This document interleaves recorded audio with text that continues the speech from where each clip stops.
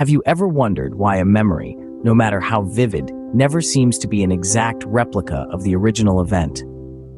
Today, we dive headfirst into a fascinating study that sought to explore this very question.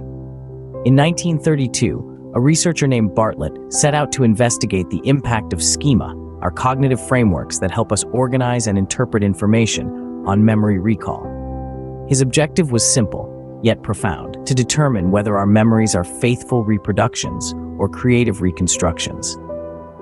To do this, Bartlett enlisted an undisclosed number of male and female students from Cambridge University. The methodology was straightforward. Participants were asked to read a Native American story filled with cultural references unfamiliar to them, not once, but twice. After a 15-minute interval, they were asked to recall and retell the story. This process was repeated again at varying intervals, ranging from weeks to months or even years. So, what were the results? As it turns out, participants generally retained the overarching storyline but made alterations to unfamiliar details. For instance, the term kayak was frequently substituted with canoe.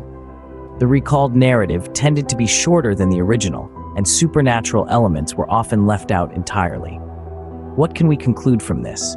Bartlett's study suggests that human recollection is not a verbatim replication of events. Instead, it's a reconstruction influenced by our individual schemas, our personal mental frameworks of understanding. However, as with any scientific endeavor, it's essential to evaluate its methodology. Bartlett's research lacked strict control over conditions, potentially compromising its ecological validity. There was also no oversight during the rehearsal phase, raising concerns about participants' adherence to instructions. Furthermore, the study was conducted among Cambridge University students in the early 20th century, which might limit its applicability to contemporary society. Despite these limitations, Bartlett's study has exerted considerable influence in the field of cognitive psychology.